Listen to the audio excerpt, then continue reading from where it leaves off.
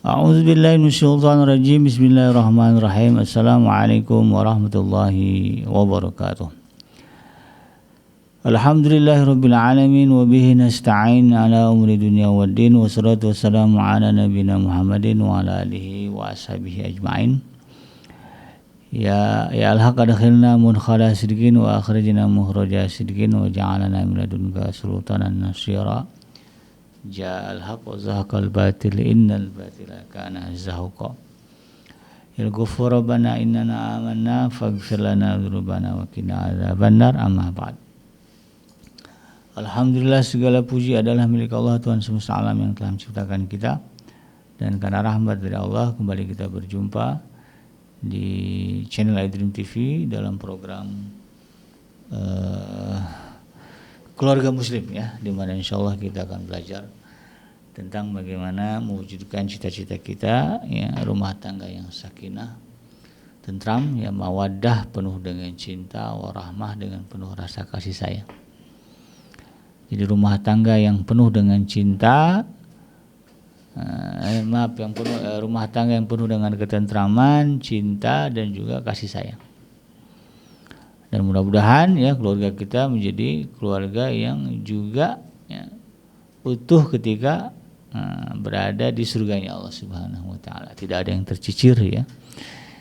Orang tua kita, pasangan kita, anak-anak kita semuanya ngumpul, ya, di surganya Allah Subhanahu wa taala. Tidak lupa kita baca salawat dan salam, Allahumma salli ala Sayyidina Muhammad wa ala ali Sayyidina Muhammad.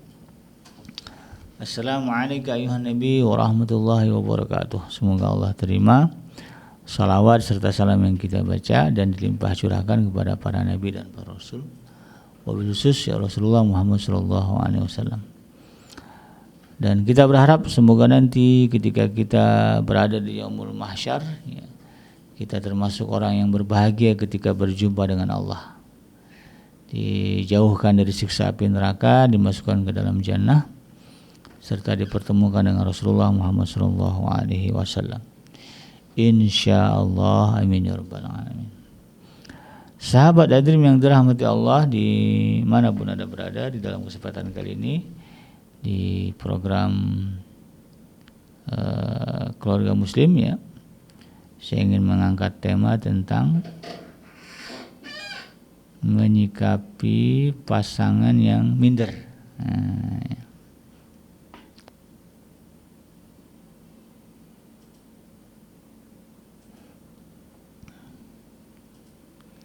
Jadi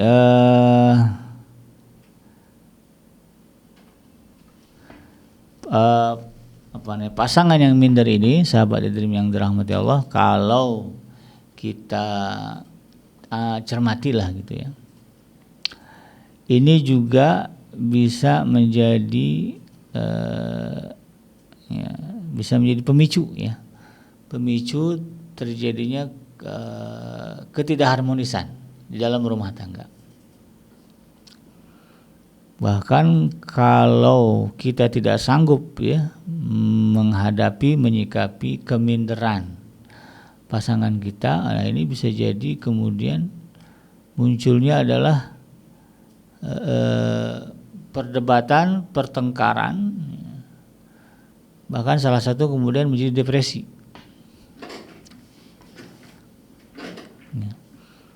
Ada kasus, ya, yang saya tangani lah, gitu, ya. Jadi ada istri yang kemudian betul-betul luar biasa mindernya, ya, ya, ketika berhadapan di tengah masyarakat, betul-betul minder, gitu, ya. Nah, itu kan sikapnya nanti membuat suami jadi suami jadi nggak suka dengan sikapnya. Dan suami merasa disusahkan karena kemudian dia harus mengcover, itu, ya, ya, menjawab segala pertanyaan istrinya, mana istri saya gini-gini, ya, ujung-ujungnya bohong lah, gitu kan. Belum lagi nanti kalau ada apa-apa, ya suaminya yang kemudian harus turun tangan, gitu kan, padahal sebetulnya harus turun tangan istrinya. Nah, bagi sebagian suami, hal itu merepotkan. Dan kalau kemudian disikapi dengan sikap yang salah, nanti ujung-ujungnya yang ditekan istrinya, dan istri kemudian bisa jadi tambah minder, tambah depresi. Atau sebaliknya, yang punya sikap minder itu suaminya, wah ini lebih repot lagi ya, bagi para istri gitu kan. Kalau nanti ngobrol di tengah warga itu kan, atau istrinya lagi kumpul dengan teman-temannya, kadang-kadang bisa jadi muncul di situ ya hal-hal yang memalukan. Istri merasa suaminya tidak bisa dibanggakan, lalu kemudian muncullah komplain gini-gini gitu, ujung-ujungnya ribut, bisa jadi kemudian jatuh talak atau gugatan cerai. Dan itu realitanya ada ya di tengah masyarakat kita yang modelnya begitu. Maka karena itu kemudian sahabat Edrim yang dirahmati Allah, rasa minder, ya minder itu kalau dalam Kamus Besar Bahasa Indonesia dimaknai dengan sikap, dengan arti apa? Sikap rendah hati, ya, rendah diri, ya bukan rendah hati ya. Kalau rendah hati kan tidak sombong. Kalau rendah diri ya itu tadi, merasa dirinya itu hina, ya, tidak sebanding, ya, atau merasa dirinya lebih rendah daripada yang lain. Ya, kalau itu dihadapkan kepada Allah benar, ya nggak masalah, malah bagus. Ya, kita merasa rendah diri di hadapan Allah wajar dan memang harus begitu. Tapi ketika kita merasa rendah, ya rendah diri di hadapan manusia, sesama loh. Nah ini kemudian menjadi persoalan. Karena sikap itu bukan sikap yang dibenarkan di dalam syariat.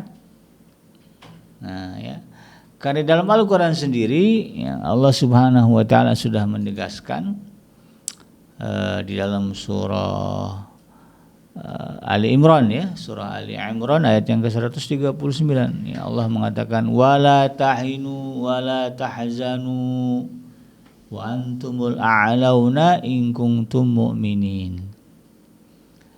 Dan janganlah ya kamu bersedih, ya janganlah kamu merasa lemah ya. Wala tahzanu, dan juga merasa bersedih atau bersedih hati ya, gundah ya, janganlah kamu merasa lemah, janganlah kamu merasa sedih. Wa antumul a'launa in kuntum mu'minin, dan kamu adalah orang yang paling tinggi derajatnya jika kalian orang-orang yang beriman. Wala tahinu, janganlah kalian hadapkan kelemahan itu kepada sesama manusia, merasa lemah di hadapan manusia. Wala tahzanu, dan juga merasa sedih ya, kecil hati di hadapan orang. Allah kasih penegasan wa antumul a'launa, kamu tuh yang paling tinggi derajatnya in kuntum mu'minin, kalau kamu tuh beriman. Kalau kamu menyadari bahwa kamu adalah orang yang beriman kepada Allah, beriman kepada Rasul-Nya, beriman kepada hari akhir, beriman kepada kitab, beriman kepada malaikatnya Allah, beriman kepada qada dan qadar, maka kata Allah kalian orang yang paling tinggi derajatnya. Jadi enggak usah merasa lemah, enggak usah merasa bersedih di hadapan manusia. Dan beberapa kali ayat itu kemudian ditujukan kepada Rasulullah SAW dalam konteks memotivasi Rasulullah SAW menghadapi ya, para pembesar-pembesar Quraisy, ya, raja-raja. Ya. Karena tekanan mereka kepada dakwah Nabi kan luar biasa. Dan Allah Subhanahu Wa Taala meyakinkan Rasulullah SAW di hadapan manusia enggak usah takut, ya enggak usah lemah. Ya, nggak usah minder gitu kan. Nah, jadi minder itu hanya kita hadapkan kepada Allah, tidak kita hadapkan kepada selain Allah Subhanahu Wa Taala. Yang ada apa? Justru kita harus yakin bahwa kita layak untuk berbangga, ya, layak untuk membusungkan dada, gitu ya. Kan gitu ya. Wa antumul a'launa in kuntum mu'minin, kamulah yang paling tinggi derajatnya jika kalian beriman. Artinya kan Allah suruh kita berbangga dengan iman kita. Nah, berjejer nih orang-orang kafir dengan segala pangkatnya, kita sendirian orang yang beriman kepada Allah harus bangga dengan iman kita itu. Jangan kita merasa lemah di hadapan orang-orang kafir ya dengan segala kemegahan pangkat, ketinggian jabatan yang mereka miliki. Kenapa? Karena justru orang kafir ini ujung-ujungnya dia akan sengsara. Nah, kita nanti akan bahagia. Ngapain kita kemudian merasa lebih rendah daripada mereka? Ini yang kemudian kita harus paham. Nah, dalam hal ini, dalam konteks rumah tangga muslim itu tadi ya, ketika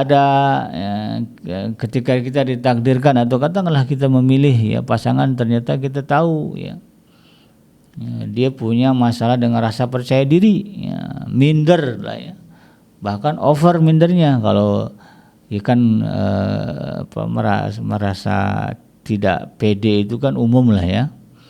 Orang kadang-kadang takut tampil itu lumrah, tapi kalau udah over ya, baru mau diajak kumpul keluarga udah takut duluan, udah gemeteran. Wah, itu kan udah repot.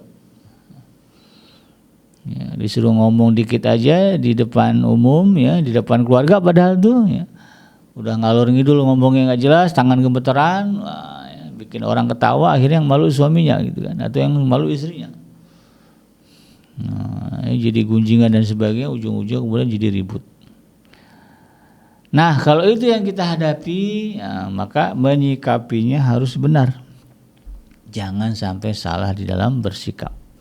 Ketika salah menyikapi pasangan yang minder, nah, siap-siaplah kita justru ya akan dihadapkan masalah yang lebih kompleks. Ya, bisa jadi kemudian pasangan kita justru menjadi emosi, ya, emosi nggak terkendali jadi depresi. Nah, ya. Yang susah kan kita juga bolak-balik ke rumah sakit jiwa ya, atau bolak-balik ke psikiater. Kalau masalah minder ini kita anggap sebagai penyakit, maka sikap yang tepat kita sebagai pasangan adalah bagaimana menyembuhkannya. Bukan kemudian malah menyalahkan atau malah memperparah keadaan atau membiarkan, ya, biarin aja lah, emang dia begitu. Repot itu. Mau sampai kapan gitu kan? Ya, tapi upaya sikap yang benar kita ketika kita menghadapi kenyataan ternyata pasangan kita punya masalah dengan rasa percaya diri, ya, merasa rendah diri, minder di hadapan orang lain, bahkan minder juga di hadapan kita gitu. Oh, repot juga, lebih repot lagi. Maka kemudian upaya kita adalah bagaimana kita bisa menyembuhkannya. Ya. Maka pendekatan yang kita lakukan adalah bagaimana kemudian kita melakukan treatment ya, atau stimulus ya, yang sifatnya kemudian mengangkat rasa percaya diri pasangan kita, ya, membuat rasa rendah dirinya itu semakin hilang, ya, sehingga dia nanti akhirnya tampil menjadi pribadi yang penuh rasa percaya diri. Pribadi yang lawannya minder apa ya? Ya pede lah ya. Percaya diri gitu kan. Di hadapan siapapun. Ini yang harus kita upayakan. Apakah kita sebagai suami, kita sebagai istri, atau kita sebagai mertua, orang tua, ya kita dapati menantu kita ternyata minder. Ya, kita sebagai mertua jangan kemudian malah cemen lu, itu yang ada mencaci ya. Yang justru kita sebagai mertua harus ya, membuat memberikan treatment perlakuan yang kemudian justru ya, bisa menyembuhkan, menghilangkan rasa tidak percaya dirinya. Dibantu ya kalau kata Pak Tarno ya. Ini harus bisa gitu kan. Atau ya, posisi kita sebagai orang tua ya, mendapati keadaan ternyata anak kita punya masalah dengan rasa percaya diri ya, merasa rendah diri ya, mungkin karena penampilannya ya, misalnya maaf ya, qadarullah misalnya wajahnya gitu kan tidak tampan gara-gara giginya ke depan gitu ya. Kalau bahasa ininya boneng ya. Jadi giginya nggak rata gitu kan, atau giginya ke depan, sehingga orang anak-anak teman-temannya yang manggil dia dengan sebutan itu tadi ya. Nah, itu kan dibikin rendah diri itu ya. Nah, ini bagaimana orang tua kemudian bisa menyembuhkan itu? Kalau secara medis, ya, kalau masalah gigi ya pergilah ke dokter gigi, bawa dia ke dokter gigi, konsultasikan dengan dokter gigi. Dok, ini gimana gigi anak saya ini supaya bisa rapi, rata, sehingga nanti dia rasa percaya dirinya semakin baik. Oh, ada solusinya itu ya, nanti dipasangin kawat. Karena kalau saya termasuk meyakini bahwa itu tidak diharamkan ya, misalnya gigi merapikan gigi kan, ada juga ya yang berpendapat itu haram, ini merubah ciptaan Allah. Pada dasarnya Allah itu tidak menciptakan manusia dalam keadaan yang buruk ya, karena Allah sudah tegaskan laqad khalaqnal insana fi ahsani taqwim, dan kami telah ciptakan manusia dalam keadaan sebaik-baiknya. Makanya kalau kita lihat bayi ya, kita senang ya. Bayi itu menyenangkan ya, untuk kita lihat, dia tidak ada kekurangannya ya, dalam tanda kutip kalau memang dia tidak terlihat cacat ya. Kalau kita lihat bayi itu ya, ya bagus. Nah kemudian ketika dia tumbuh ya, yang membuat terjadinya perubahan dari tadi itu ya, dari kesempurnaan fisiknya itu adalah pola ya pola asuhnya, cara makannya ya, kemudian faktor eksternalnya ya, misalnya kalau sering ngedot atau sering ngisep jempol, nanti ya giginya jadi ke depan. Aslinya Allah itu bikin giginya rata, bagus gitu. Nah, kalau kita perhatikan kan ada orang yang giginya bagus ya karena memang habitnya ya, kebiasaannya ketika kecil bagus ya, tidak ngedot, tidak ngisep jempol gitu kan, nggak pernah jatuh juga, makanya giginya rata. Emang itu fitrahnya begitu. Tapi karena ada habit tadi ya yang buruk tadi, maka muncullah masalah di penampilan gigi, dan itu kan bukan Allah ciptakan ya, tapi memang karena habit kita, dan itu yang diperbaiki. Nah, makanya saya berpegang kepada pendapat yang membolehkan, bahkan itu menjadi treatment yang bagus ya untuk meningkatkan rasa percaya diri atau bagi mereka yang punya masalah dengan rasa percaya diri. Apalagi anak perempuan gitu kan, kasihan ya, mau nyari jodoh susah karena orang lihat giginya berantakan. Bawa ke dokter gigi, kemudian dirapikan, pasang kawat atau gimana ya. Sekarang kan makin canggih itu. Nah, nanti kalau giginya rapi, maka insya Allah mudah dapat jodoh kan gitu. Ya, kebetulan di sini saya ke dokter gigi, ya, saya paham lah tentang urusan itu. Nah, ini yang kemudian kita harus pahami. Ya. Jadi sikap kita yang terbaik adalah bagaimana kemudian kita bisa menyembuhkan, memperbaiki situasi ya, rasa minder dari pasangan kita atau anggota keluarga kita, bukan malah kemudian memperparah. Lalu apa yang bisa kita lakukan Abi Kenji untuk kemudian dalam upaya menyembuhkan ya, atau memperbaiki rasa minder dari pasangan kita ya. Ada 5 ya paling tidak kalau kita rujuk kepada Al-Quran. Yang pertama ya, bagaimana kita bisa memotivasi pasangan kita untuk percaya bahwa Allah itu memberikan kekurangan agar kita bisa menghadapinya. Ya, kalau katakanlah kita ada sesuatu yang kita anggap itu kekurangan dan itu tidak bisa dirubah, katakanlah begitu ya, susah merubahnya, maka motivasi yang penting di sini adalah kita harus meyakini bahwa kekurangan itu Allah kasih kepada kita supaya kita bisa menghadapinya, bisa mengatasinya, bagian dari jihad kita. Sebagaimana Allah tegaskan di dalam surah Al-Baqarah ayat yang ke-286, la yukallifullahu nafsan illa wus'aha, bahwa Allah itu tidak membebankan seseorang kecuali dengan kesanggupannya. Jadi ya kalau ada masalah ya kita kan nggak tahu ya, kan ini kan case by case ya, apa sih yang membuat pasangan kita minder? Apakah karena kemiskinan? Gitu. Kalau kemiskinan ya bilang ya, banyak kok orang miskin yang kemudian dia bertekad menghadapi kemiskinannya, lalu kemudian hidupnya berubah menjadi orang kaya. Apalagi ya yang membuat orang menjadi minder, sebutlah ya. Kalau kita sebagai seorang muslim, yakinlah itu diberikan Allah dengan tujuan bahwa kita bisa mengatasinya, karena Allah tidak memberikan beban melebihi kemampuan ya yang kita miliki. Itu jadi ajang lahan kita berjihad ya di jalan Allah Subhanahu wa taala. Yang kedua, kita juga biasakan kemudian memotivasi pasangan kita yang punya rasa minder itu untuk kemudian meyakinkan ya bahwa diri kita ketika lahir sebagai seorang muslim, apalagi kemudian rajin beribadah, maka kita adalah orang yang paling mulia di sisi Allah Subhanahu wa taala di hadapan manusia lainnya. Ya, seperti ayat yang saya sebut tadi, surah Al-Imran yang 139. Ya. Wala tahinu wala tahzanu wa antumul a'launa in kuntum mu'minin. Jadi berikan motivasi bahwa kita harus berbangga dengan iman dan Islamnya kita. Tidak ada anugerah yang paling tinggi yang bisa didapatkan oleh manusia kecuali keimanan dan keislaman. Ya, keimanan kepada Allah dan keislaman.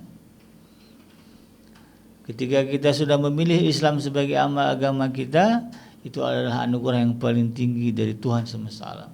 Ketika kita sudah memutuskan akan mengimani Allah, mengimani Rasulnya, malaikatnya, kitabnya, semua yang wajib diimani itu kita imani itu kan, maka kita sudah mendapatkan anugerah yang paling tinggi ya, di hadapan semua manusia. Maka berbanggalah dengan itu. Nah, ini kita motivasikan. Ya, di luar itu, itu bukan masalah. Ya.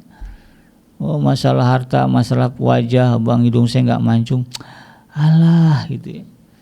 Banyak orang yang hidungnya nggak mancung, bahkan ya kalau kita lihat Sayyidina Bilal bin Rabah ya, ada dulu namanya juga Sayyidina Julaibib ya.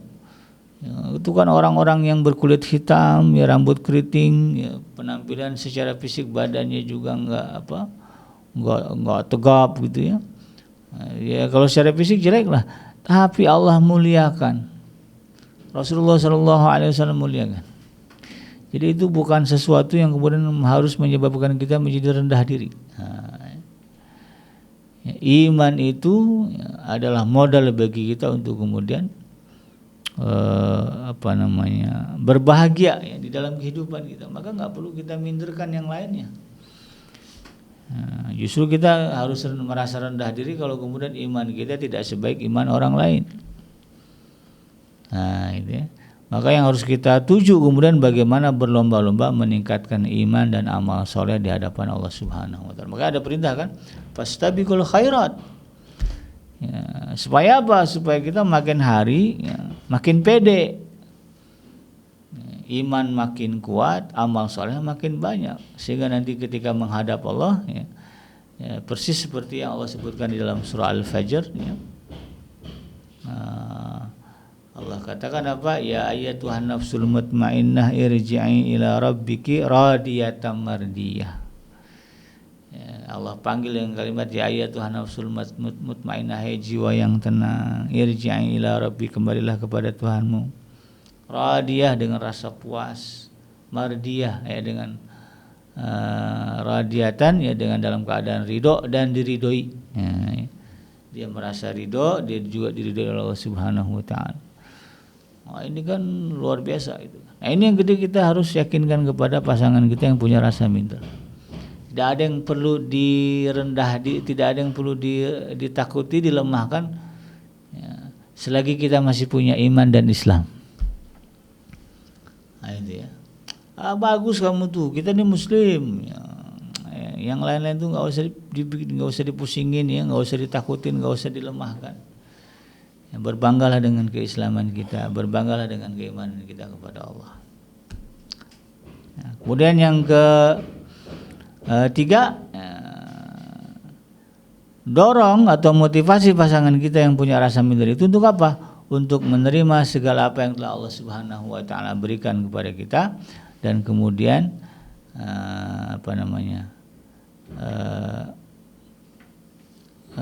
dengan itu nanti hatinya menjadi lapang ya. Ya, sebagaimana misalnya Allah sebutkan di dalam surah Ibrahim ya, ayat yang ke-34 ya, Allah Subhanahu wa taala berfirman, wa atakum min kulli ma sa'altumuh ya, dan telah dan dia Allah telah menganugerahkan kepadamu segala apa yang kamu minta kepadanya. Jadi pada dasarnya ya, apapun yang datang ya, yang datang kepada kita hakikatnya itu adalah dari permintaan kita atau permintaan orang tua kita itu. Ya, orang tua kita minta kepada Allah supaya kita anaknya begini begitu, ternyata Allah berikan. Tapi ternyata anaknya nggak suka dengan kondisi yang dihadirkan oleh Allah itu. Kan ada tuh ya. Orang tuanya minta kepada Allah diberikan anak perempuan, ternyata yang lahir laki-laki gitu kan. Ternyata memang lahir diberikan perempuan, tapi ternyata anaknya ini ya merasa saya itu lebih senang jadi laki-laki gitu. Ada yang begitu ya.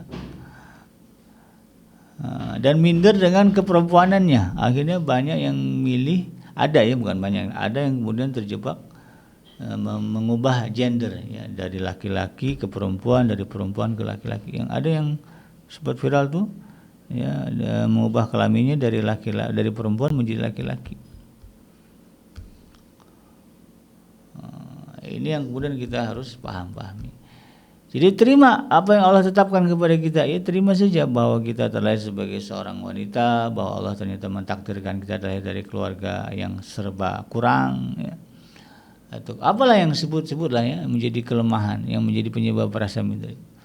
Ternyata orang tua kita ada orang biasa-biasa aja, oh ternyata kita suaranya yang pas-pasan aja gitu kan, ternyata tinggi badan kita tidak semampai ya gitu.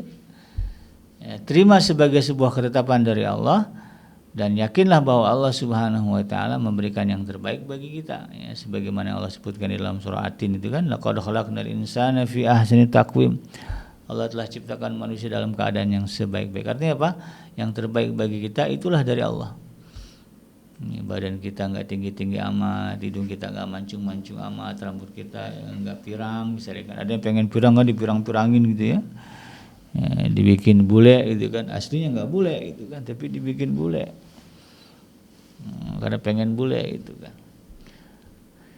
Diterima saja ya, bahwa itu adalah ketetapan dari Allah dan yakinlah bahwa itu adalah yang terbaik ya, yang Allah berikan kepada kita, dan enggak usah dijadiin minder.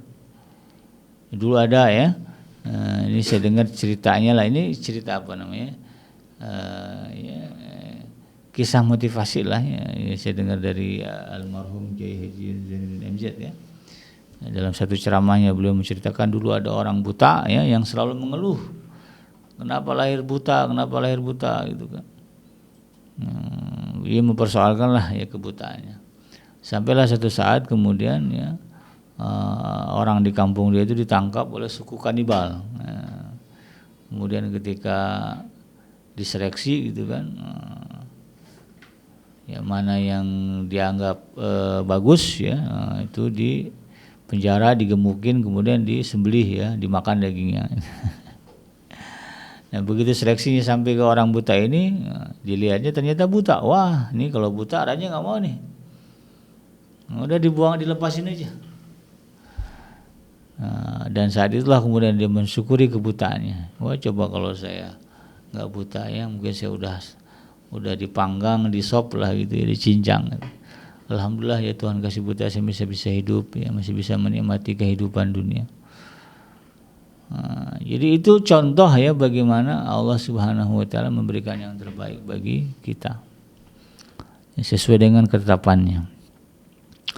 Kemudian yang keempat ya, adalah bagaimana kemudian ya, pasangan kita ya, kita bantu untuk membangkitkan rasa syukur ya, atas segala kelebihan yang Allah berikan ya. Namanya manusia itu punya kekurangan, punya kelebihan.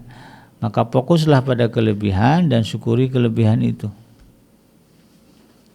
Jadi fokusnya jangan jangan kepada kekurangan, tapi alihkan fokus pasangan kita yang minder itu kepada kelebihan yang Allah berikan.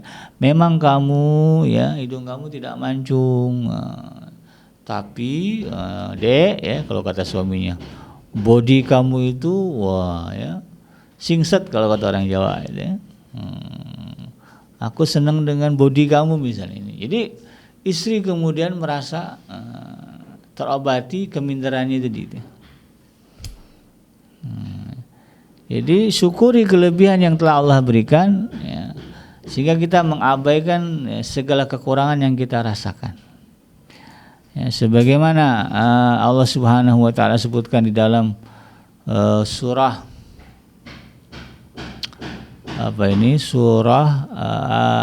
Al-Isra ayat yang ke-70. Ya, Allah katakan walaqad karramna bani adama wa hamalnahum fil barri wal bahri wa razaqnahum minat thayyibati wa faddalnahum ala katsirin mimman khalaqna tafdila.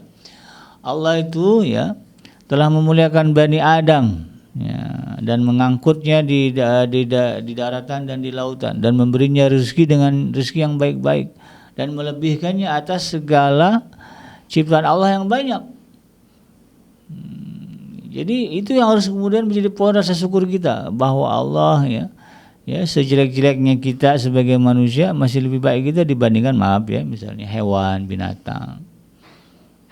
Ya. Jadi itu bagian dari sisi di mana yang harus kita syukuri sebagai sebuah kelebihan. Ya, ketika kita menyadari kelebihan-kelebihan yang Allah berikan kepada kita, maka insya Allah segala kekurangan itu akan semakin tidak tampak, dan pada akhirnya kemudian kita menjadi semakin tampil dengan penuh rasa percaya diri. Ya biar saya jelek gini-gini juga saya ciptaan Allah. Kalau ada yang kemudian merendahkan dia ya di tempat umum, dia tinggal balikin aja. Emang kamu bisa bikin model kayak saya, gitu ya. Yang biar kayak gini-gini yang bikin saya itu Allah ya. Kalau kamu menghina tampilan fisik saya, kamu tuh sedang menghina yang menciptakan saya, Allah. Mau coba gituin, ya. Kena mental itu, ya. Kalau kata anak muda sekarang. Nah, ini yang kemudian kita harus pahami. Dan yang terakhir, sahabat iDream ya, untuk menyembuhkan, ya, memperbaiki, menyikapi rasa minder pasangan kita adalah dorong agar pasangan kita untuk kemudian meningkatkan kualitas ketakwaannya kepada Allah. Sebagaimana Allah sebutkan di dalam surah Al-Hujurat ya, ayat yang ke-13, Allah Subhanahu wa taala berfirman, ya ayuhan nasu inna khalaqnakum min dzakarin wa unsa wa ja'alnakum syu'uban wa qabaila lita'arafu, ya inna akramakum 'indallahi atqakum innallaha 'alimun khabir, ya.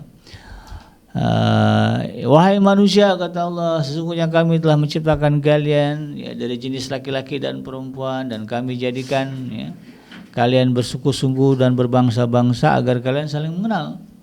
Ya, inna akramakum, kata Allah, sesungguhnya yang paling mulia di antara kalian indallah, di sisi Allah, atqakum, yang paling takut, yang paling bertakwa kepada Allah.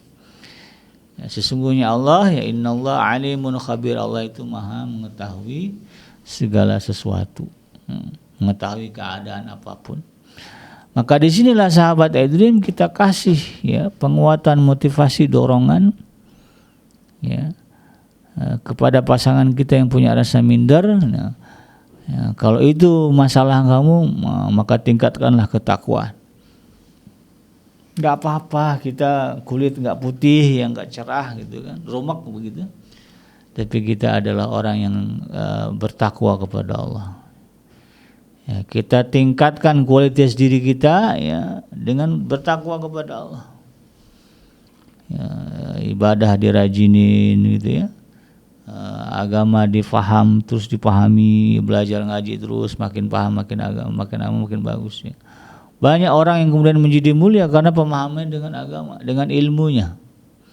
Ya Allah tinggikan derajatnya karena ilmunya. Allah tinggikan, ada juga ditinggikan Allah derajatnya karena apa? Karena amalannya.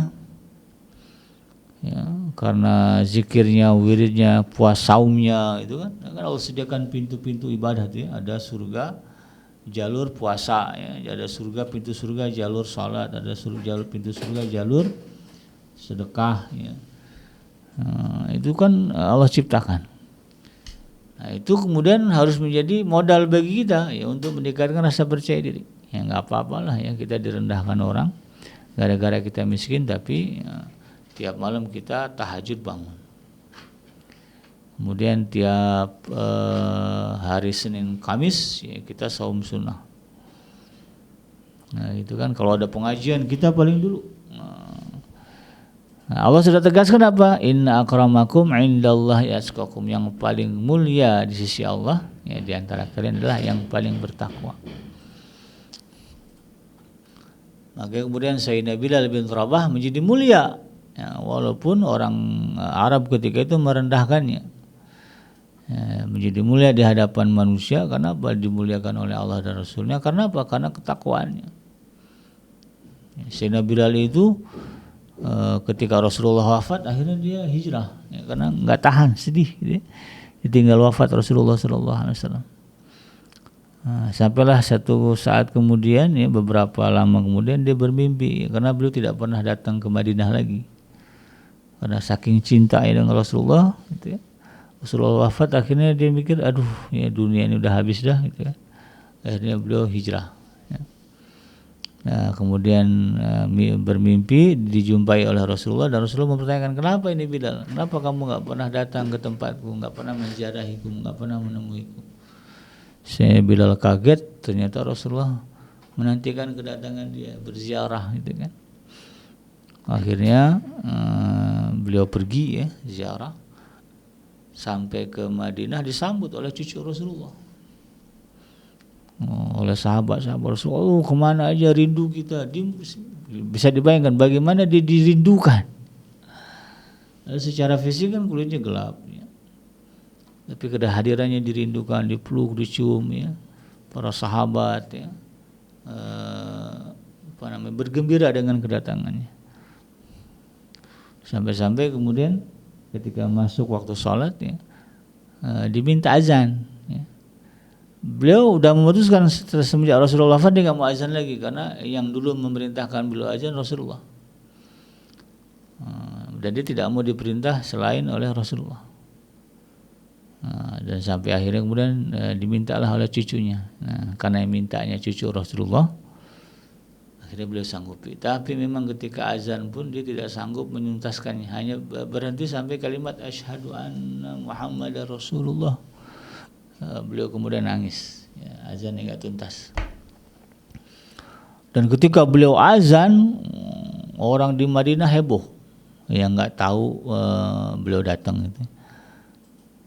Sampai mereka mengatakan, apakah Rasulullah hidup lagi? Gitu ya. Apakah Rasulullah telah ada di tengah kita lagi gitu kan? Mereka datang ke masjid ya, karena suara azan itu muncul lagi setelah sekian lama tidak pernah terdengar. Bagaimana Sayyidina Bilal menunjukkan kualitas dirinya ya, di hadapan manusia dengan ketakwaan. Maka kita juga gitu ya. Jangan sedihkan segala kekurangan yang kita miliki, tapi sikapi itu dengan ketakwaan kepada Allah. Ini yang kita motivasi pasangan kita. Nggak apa-apa bang ya, abang suara nggak bagus, tapi yang penting ya, abang tahajud rajin ya, ngaji rajin, sholat wajib gak pernah tinggal, selalu berjamaah di masjid gitu. Saya emang nggak malu gitu ya, abang nggak kaya itu nggak punya jabatan. Itu yang dibisikkan istrinya kepada suaminya, bukan justru malah memang abang mah begitu, nggak bisa diharapin, nggak bisa diandelin, wah ya, yang ada berantem itu nanti. Nah, itulah sahabat itu yang dirahmati Allah ya, 5 hal yang bisa kita jadikan sebagai treatment ya, atau stimulus kepada pasangan kita agar dia bisa memperbaiki kualitas rasa percaya dirinya sehingga kemudian tidak minder lagi di hadapan manusia ya. Yang benar dari Allah dan yang salah semata-mata lahir dari kealfaan dan kehilapan saya pribadi. Saya bikinnya pamit undur.